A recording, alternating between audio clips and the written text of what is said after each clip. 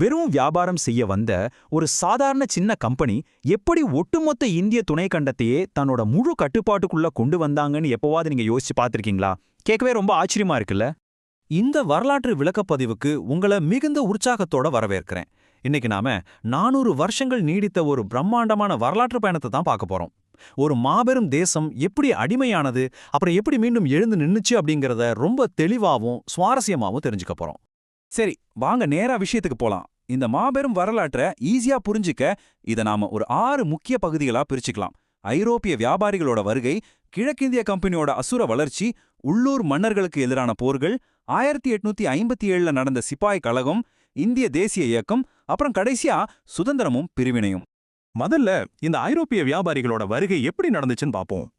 இந்தியாவின் செல்வச் செழிப்பும் வளங்களும் வாஸ்கோடா காமா மாதிரியான ஆரம்பகால பயணிகளை ரொம்பவே ஈர்த்துச்சு. குறிப்பா இந்த 1600ஆம் வருஷம் ஒரு மிகப்பெரிய திருப்புமுனைன்னு சொல்லலாம். ஏன் தெரியுமா? இந்த வருஷத்துல தான் பிரிட்டிஷ் கிழக்கிந்திய கம்பெனி அதிகாரப்பூர்வமா இந்திய சந்தைக்குள்ள நுழைஞ்சாங்க. லண்டன்ல ஒரு சின்ன குழுவா ஆரம்பிக்கப்பட்ட இந்த வியாபார நிறுவனம் வருங்காலத்துல ஒரு மாபெரும் சாம்ராஜ்யமா உருவெடுக்கணும்னு அப்போ யாருமே கண்டிப்பா நினைச்சு கூட பார்த்திருக்க மாட்டாங்க. சரி, இப்போ அடுத்த கட்டத்துக்கு போவோம். கிழக்கிந்திய கம்பெனியோட எழுச்சி இது எப்படி மெல்ல மெல்ல வளர்ந்துச்சுன்னு பாருங்க. சூரத், மெட்ராஸ், பம்பாய், கல்கத்தான்னு தங்களோட முக்கிய தலங்களை கம்பெனி ரொம்பவே திட்டமிட்டு அமைச்சாங்க. வெறும் வியாபாரத்துக்காக வந்தவங்க எப்படி கொஞ்சம் கொஞ்சமா ஆதிக்கத்தை நோக்கி நகர்ந்தாங்கன்னு இதிலிருந்தே நம்ம புரிஞ்சுக்கலாம். இந்த இடங்களை எல்லாம் அவங்க வெறும் வியாபார மையமா மட்டும் வச்சுக்கல, தங்களோட இராணுவ மற்றும் அரசியல் பலத்தை பெருக்கிற அரண்களாகவே மாத்தினாங்க. இது மூலமா கடல் வணிகத்துல அவங்களுக்கு ஒரு மிகப்பெரிய ஏகபோக உரிமை கிடைச்சது. இப்படி விரிவடைஞ்சுக்கிட்டே போன கம்பெனிக்கு ஒரு கட்டத்துல எதிர்ப்பு வர ஆரம்பிக்குது. அதுதான் உள்ளூர் மன்னர்களுக்கு எதிரான போர்கள். கம்பெனியோட இந்த அசுர வளர்ச்சியால தங்களுக்கு மிகப்பெரிய ஆபத்து இருக்குன்னு உள்ளூர் மன்னர்கள் உணர ஆரம்பிச்சதும் காட்சிகள் அப்படியே மாறுச்சு. வணிகம் அப்படிங்கிற போர்வை விலகி நேரடியான போர் ஆரம்பமாச்சு. இந்த டைம்லைனை பாருங்க. 1757 நடந்த பிளாசி போர்ல நவாப் சிராஜுத் தௌலாவை ராபர்ட் கிளைவ் வீழ்த்தினது பிரிட்டிஷ் ஆட்சிக்கு ஒரு பெரிய திருப்பு முனையா அமைஞ்சது. அதுக்கப்புறம் 1799 நடந்த ஆங்கிலேய மைசூர் போர்ல திப்பு சுல்தானின் வீழ்ச்சி, அதைத் தொடர்ந்து 1818 மராத்தியர்கள் மீதான முழுமையான கட்டுப்பாடுன்னு பிரிட்டிஷாரோட ஆதிக்கம் இந்தியா முழுசும் பரவ ஆரம்பிச்சது. இந்த எதிர்ப்பு பத்தி பேசும்போது இது நாம கண்டிப்பா சொல்லியே ஆகணும். மைசூரின் புலி அப்படின்னு அழைக்கப்பட்ட திப்பு சுல்தான் மாதிரியான உள்ளூர் மன்னர்கள் பிரிட்டிஷாரை எவ்வளவு தீவிரமா எதிர்த்து போரிட்டாங்க அப்படிங்கிறதுக்கு இது ஒரு மிகச்சிறந்த உதாரணம். பிரிட்டிஷாரோட விரிவாக்கத்தை தன்னோட கடைசி மூச்சு வரைக்கும் எதிர்த்து நின்ன மாவீரர்கள் இவங்க. இதுக்கப்புறம் நடந்ததுதான் இந்த வரலாற்றோட உச்சக்கட்டம். 1857 நடந்த சிப்பாய் கழகம். கம்பெனியோட அடக்குமுறைக்கு எதிரான முதல் மாபெரும் வெடிப்பு நிலைன்னு இதை நம்ம சொல்லலாம். கொழுப்பு தடவப்பட்ட தோட்டாக்கள் மாதிரியான பல விஷயங்கள் மக்கள் மனசுல மிகப்பெரிய அதிருப்தியை உருவாக்கி எப்படி ஒரு மாபெரும் கிளர்ச்சியா வெடிச்சதுன்னு இங்க நம்ம பார்க்கலாம். மங்கள் பாண்டேல ஆரம்பிச்சு ஜான்சி ராணி லட்சுமிபாய், நானா சாஹிப், அப்புறம் தாந்தியா தோபே மாதிரியான மாபெரும் ஆளுமைகள் இந்த ஒட்டுமொத்த போராட்டத்தையே ஒரு வீரம் சிறந்த கிளர்ச்சியா மாத்தினாங்க. இப்போ இனி நீங்க கவனிக்க வேண்டிய மிக முக்கியமான விஷயம் என்னன்னா, இந்த 1857 கிளர்ச்சிக்கு பிறகு நடந்த அந்த அதிகார மாற்றம் தான். இடதுபுறம் பாருங்க. கிளர்ச்சிக்கு முன்னாடி வரைக்கும் இருந்த கிழக்கிந்திய கம்பெனியோட ஆட்சி இதோட முடிவுக்கு வருது. இப்ப வலதுபுறம் பாருங்க. இந்தியா நேரடியா பிரிட்டன் மகாராணி விக்டோரியாவின் ஆட்சியின் கீழ், அதாவது பிரிட்டிஷ் அரசாங்கத்தோட நேரடி கட்டுப்பாட்டுக்கு கீழ் கொண்டு வரப்படுது. இது ஒரு மிகப்பெரிய வரலாற்று மாற்றம். அடுத்து நாம பார்க்க போறது இந்த வரலாற்றை அடுத்த கட்டத்துக்கு எடுத்துட்டு போன இந்திய தேசிய இயக்கம்.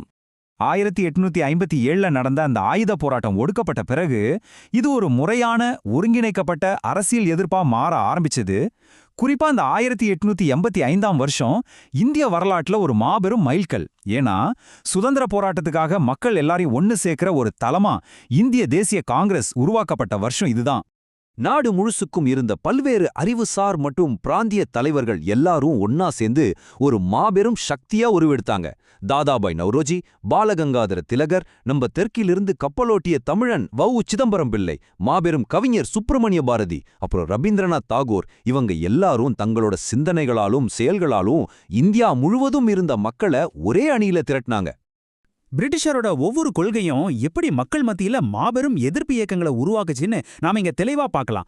1905 நடந்த வங்க பிரிவினை, 1919 நடந்த நெஞ்சை ஒழுக்கிற ஜாலியன் வாலாபாக் படுகொலை, இது எல்லாமே மக்களை பெரும் கொந்தளிப்புக்குள்ளாக்குச்சு. இதோட விளைவா 1930களில் மகாத்மா காந்தியின் அமைதியான அறப்போராட்டமான சத்தியாகிரகம் மாபெரும் மக்கள் இயக்கமா மாறுச்சு. அப்படியே மறுபுறம் 1940களில் சுபாஷ் சந்திரபோஸ் தலைமையிலான இந்திய தேசிய ராணுவம் பிரிட்டிஷாருக்கு எதிராக ஆயுதமேந்தி போராடிச்சு. இதே காலகட்டத்துல சுதந்திர போராட்டத்துக்காக ஒரு மாற்று வழியையும், அதாவது ஒரு புரட்சிகரமான அணுகுமுறையையும் சில இளைஞர்கள் கையில் எடுத்தாங்க. பகத்சிங், ராஜ்குரு, சுக்தேவ் இவங்களோட தியாகமும் அந்த தீவிரமான தேசப்பற்றும் இந்திய இளைஞர்கள் மத்தியில ஒரு மிகப்பெரிய எழுச்சியை ஏற்படுத்துச்சு. இதுவும் நாம கண்டிப்பா நினைவு கூற வேண்டிய ஒரு பக்கம். இப்போ நாம இந்த 400 ஆண்டுகால வரலாற்று பயணத்தோட இறுதி கட்டத்துக்கு வந்துட்டோம். அதுதான் சுதந்திரமும் பிரிவினையும். 1947 பல தலைமுறைகளா இந்தியர்கள் கண்ட கனவை நனவான வருஷம். மவுண்ட் பேட்டன் திட்டம் செயல்படுத்தப்பட்டு இந்த மாபெரும் துணைக்கண்டம் தன்னோட நீண்ட நெடிய இருண்ட காலத்திலிருந்து விடுபட்டு பல போராட்டங்களுக்கு பிறகு இறுதியா சுதந்திர காற்ற சுவாசிச்ச வரலாற்று சிறப்புமிக்க வருஷம் இது. ஆனா இந்த சுதந்திரம் அவ்வளோ சுலபமா கிடைச்சிடல. அதுக்கு ஒரு பெரும் விலையை கொடுக்க வேண்டியிருந்துச்சு. சுதந்திரம் கிடைச்சாலும் அது இந்தியா, பாகிஸ்தான்னு 2 நாடுகளா பிரிக்கப்பட்ட ஒரு துயரமான நிகழ்வாவும் அமைஞ்சது. இந்த பிரிவினை லட்சக்கணக்கான மக்களோட வாழ்க்கையை வேரோடு சாய்த்து பெரும் சோகத்தை ஏற்படுத்துச்சு அப்படிங்கறதுதான் நிதர்சனமான உண்மை.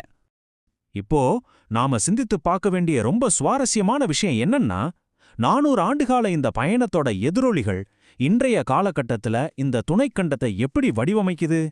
இன்னைக்கு நாம பார்க்குற அரசியல், சமூகம், இன்னும் சொல்லப்போனா நம்மளோட எல்லைகள், இது எல்லாமே இந்த நெடிய வரலாற்றோட நீட்சிதானே. இத கொஞ்சம் ஆழமா சிந்திச்சு பாருங்க. இந்த வரலாற்று விளக்கப்பதிவு உங்களுக்கு ரொம்பவே பயனுள்ளதா இருந்திருக்கும்னு நம்புறேன்.